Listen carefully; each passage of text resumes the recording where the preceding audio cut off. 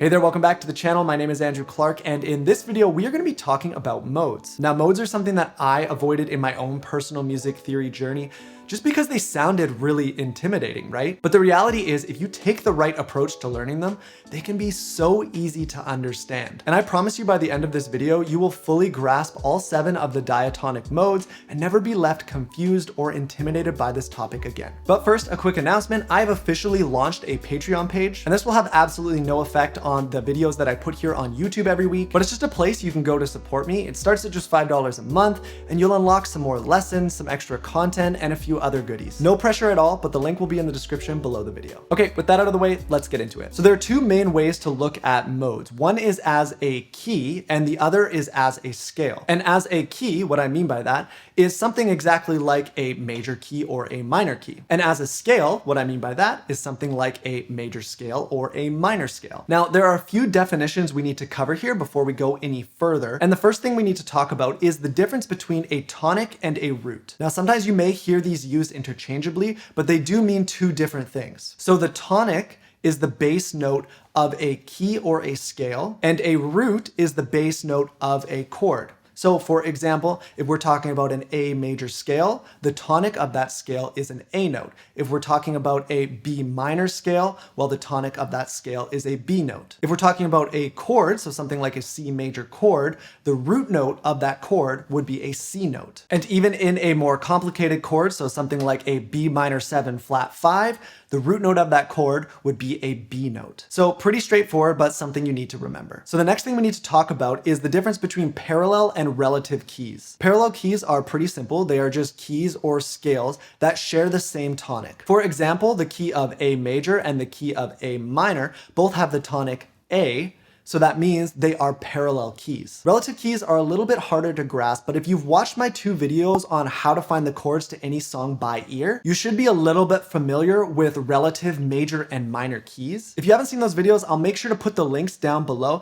but I'll also give you the quick version here as well. So every single diatonic key is based on the major scale. So that's where we're gonna start. So a C major scale has the notes C, D, E, F, G, A, and B. And if we were to play the notes in this scale, we would end up with this scale right here. Now, when we're playing in the key of C major, every single note in the scale has a corresponding chord within the key. So we apply a formula called the major-minor formula, and from that we get that the 1, 4, and 5 chords are major, the 2, 3, and 6 chords are minor, and then the 7th chord is a diminished chord. So then we'd have all the chords that occur naturally in the key of C major. So we've got C major, D minor, E minor, F major, G major, and then A minor, and then we end on this B diminished or B half diminished. So now to find our relative minor key, we look at the 6th note of our major scale. And for the key of C major, that is our A. Now, if we were to start playing the exact same notes in our C major scale starting on A, so instead of going C, D, E, F, G, A, B, we went A, B, C, D, E, F, G, we would be playing an A minor scale. And the chords themselves would not change either. So the key of C major and the key of A minor have the exact same notes and the exact same chords. The only thing that makes them different is the tonic. And how we figure out what the tonic is a little bit subjective. But basically, it is where the chord progression feels like it's supposed to resolve. So when we play a chord progression that feels very sad and minor-y, usually it feels like it wants to resolve on that 6th chord, making it a minor key. The same would go for a chord progression that feels a little bit more major-y. It's more likely that the key is going to be C major. Now, very quickly, if we were to just check another key, the key of G major, we would have the notes G, A, B, C, D, E, F sharp. And those chords would follow the same major-minor formula pattern. We would end up with G major, A minor, B minor, C major, D major, E minor, and then we would have this weird F sharp diminished, and then we would resolve back on G. To find the relative minor key of the key of G major, we just go right to that 6th note, which is an E, and we would know that the relative minor key of G major is E minor. So if I were to play a chord progression in the key of G major, I'd have something like this.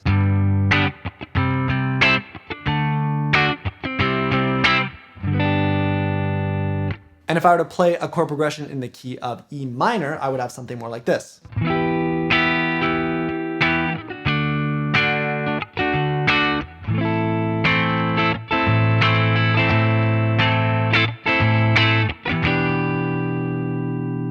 So even though the first chord progression would be considered in the key of G major and the second chord progression would be considered in the key of E minor, both of these keys allow us access to the exact same diatonic chords. Okay, so hopefully you're following along so far. Really quick recap. Tonic is the named note of a key or a scale, where a root is the named note of a chord. Parallel keys are two or more keys that share the same tonic but contain different chords. For example, the keys of C major and C minor. Relative keys are two or more keys that have different tonics but share the same chords. So for example, the keys of C major and A minor. Okay, so now that that's all out of the way, it's time we start talking about modes. So as I list out these fancy names here, I'm gonna be placing a number beside each one. And these numbers are super important and you'll find out really quick. So up first we have Ionian, second we have Dorian, third we have Phrygian, fourth we have Lydian, fifth we have Mixolydian, sixth we have Aeolian,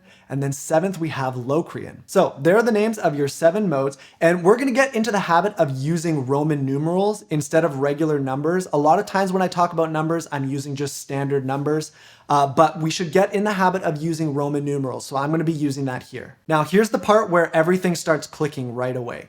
You already know 2 of these modes. You already know the first one, Ionian, and you already know the 6th one, Aeolian. And that's because Ionian is simply a major key. And you can probably guess what the 6th one is, Aeolian.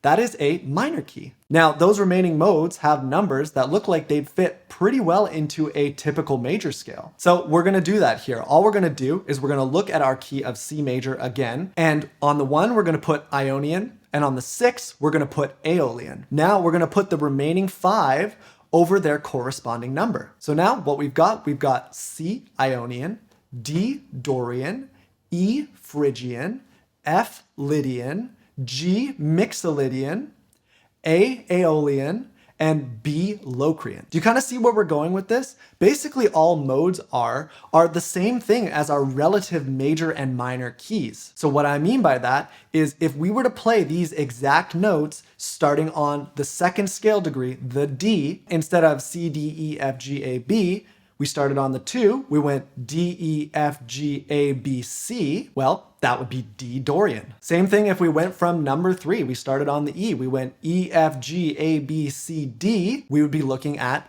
E Phrygian. And the same thing would go for all the rest. These are all relative to one another. So what that means is the key of C major and D Dorian and E Phrygian and F Lydian and G Mixolydian and A Aeolian and B Locrian all have the exact same chords. The only difference is the tonic. And that is decided by where the chord progression feels like it should resolve to. So in most popular music, you're gonna feel like a chord progression should resolve to the 1 or to the 6. So to a major key or Ionian, or to the 6th, a minor key or Aeolian. But there are songs out there that feel like they should resolve to a different chord from within the key. And these chord progressions would be considered modal. So from here, I'm gonna go through all 7 modes and I'm gonna give you a chord progression as an example for each one. So first up, we've got Ionian. That one's super straightforward. Anything in a major key, so your typical 1, 5, 6, 4, 1, 4, 5, all of those are considered Ionian. Next up, we have Dorian, and a good example of the use of Dorian is in the song Mad World by Tears for Fears. And the chord progression here is F sharp minor to A major to E major to B major.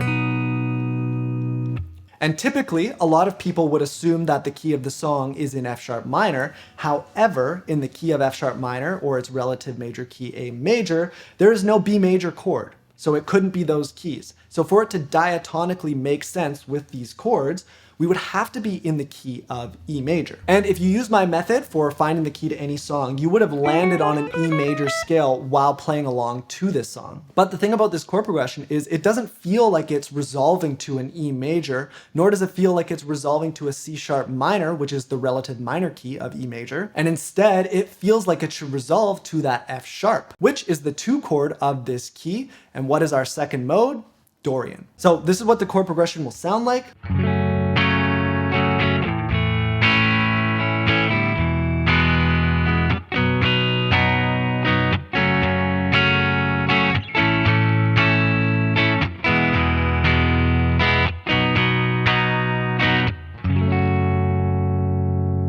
So obviously this can lead to some subjectivity, but I think you'd probably agree with me after listening to the chord progression. It really does feel like it wants to land back on that F sharp minor. All right, next up, mode number 3, we've got Phrygian. And a good example of this mode is the song I Care by Beyonce. And this song is a good example of a chord progression that doesn't start on the tonic, but it really feels like the chord progression should resolve there. We go from a G major down to an F major, and then we go to an E minor, but it does this thing where it goes E minor, F major, D minor, then back to an E minor. And we really want to be listening to this E minor because that is where this chord progression is going to feel like it should resolve to, which sounds a little bit weird out of context, but that basically puts this song in Phrygian. Even though the chords here are from the key of C major or A minor, it's going to feel like it should resolve on that E minor, which is the third chord of the key of C major,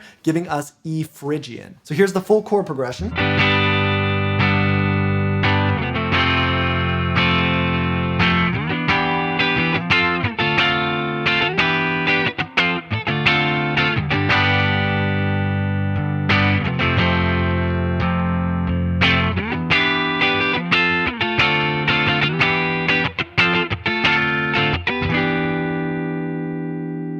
And obviously I can't play the actual recording of this song for copyright reasons, but I suggest you go and listen to the song because you'll hear with all the other instrumentation and the vocals and stuff as well, just how much this chord progression feels like it should resolve on that E minor chord. And even if you're not a big Beyonce fan, it's a really cool song, so I suggest you check it out. Okay, on to number 4, we've got Lydian. And a really cool song for this mode is Dreams by Fleetwood Mac. Now the entire song has the exact same chord progression going the entire time, and all it is F major to G major. Now for these chords to diatonically make sense together, they would have to come from the key of C major. And to kind of explain that, if you think about the major minor formula, there's only one spot in a key where a major chord and another major chord can be kind of right next to each other. And those are chords 4 and 5. So in the key of C major, chords 4 and 5 are F major and G major. So if we go back and forth from F major to G major,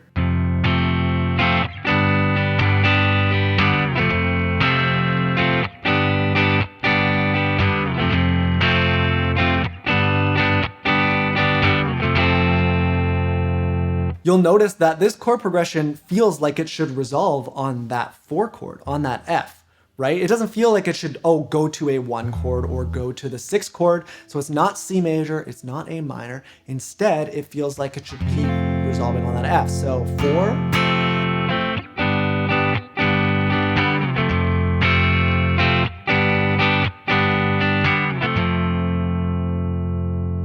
and because of that, that gives us Lydian because it's our 4th mode, and in the key of C major, that F major chord is our 4th chord, and since that's the tonic, we get F Lydian. Okay, on to number 5, we've got Mixolydian. Mixolydian is a super cool one, and the example that I want to show you here is from the song Royals by Lorde. I'm sure pretty much everyone on the planet is familiar with this song, but the chord progression for this song goes from a D major to a C major to a G major.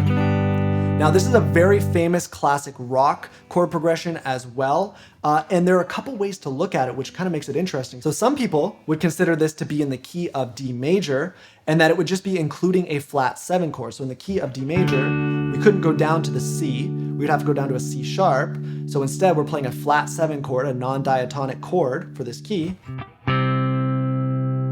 before going down to the 4. But the other way to look at it is to make the whole thing diatonic, so for it to all make sense, and basically for us to be able to have a D major to a C major. Again, that's our 2 major chords right next to each other, which automatically indicates the 4 and the 5. And then for it to go down to this chord here, the G major, well, there's only one key where those chords all naturally exist. That's the key of G major. So that would give us a 5 to a 4 to a 1 in the key of G major. However, it doesn't feel like it's resolving on that G. It's actually resolving on the D.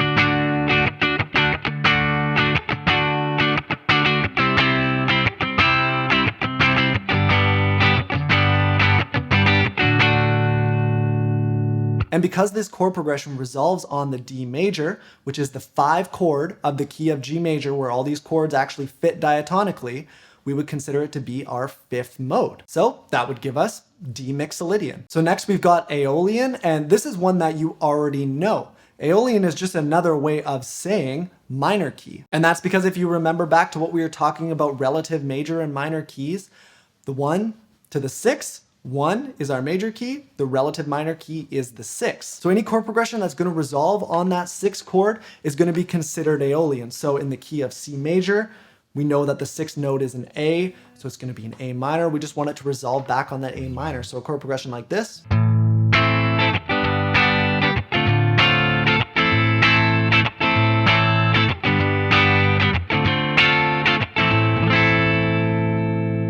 All those chords come from the key of C major and its relative minor key, which is A minor, or another way of saying that relative minor key is A Aeolian. Okay, we finally made it to number 7, and this is where things kind of get a little bit weird.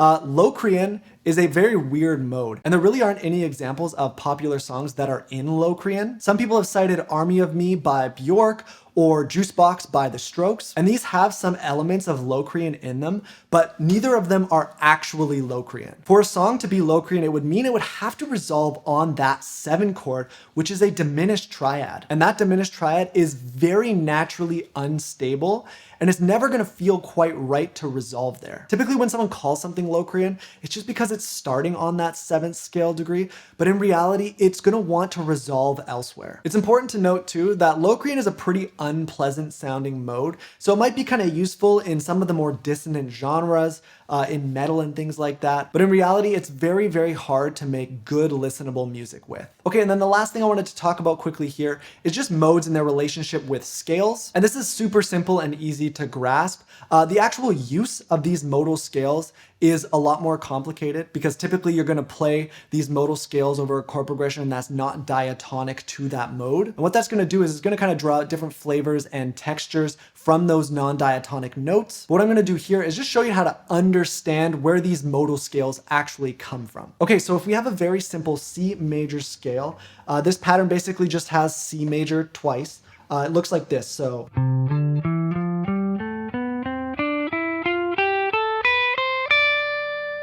now, just like with the keys, for this to become a relative minor scale, I would just start this exact same scale shape from the 6th degree, which is an A. So an A minor scale is going to have the same notes. It's just starting from the 6th note of a C major scale. And the exact same thing goes with the modal scale. So to play a D Dorian scale, I could play this exact same shape and just start on a D note. So I could play from here. So instead of on the 1st note, the 1, I would start on the 2 and I'd go.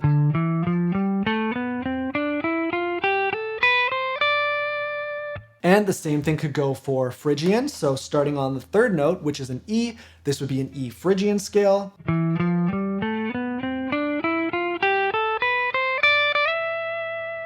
And so on and so forth. You get the idea. So it just has to do with which note you're starting and stopping on. I could even very easily play a Locrian scale just by starting on the 7th scale degree, which is just right here below this C note right here.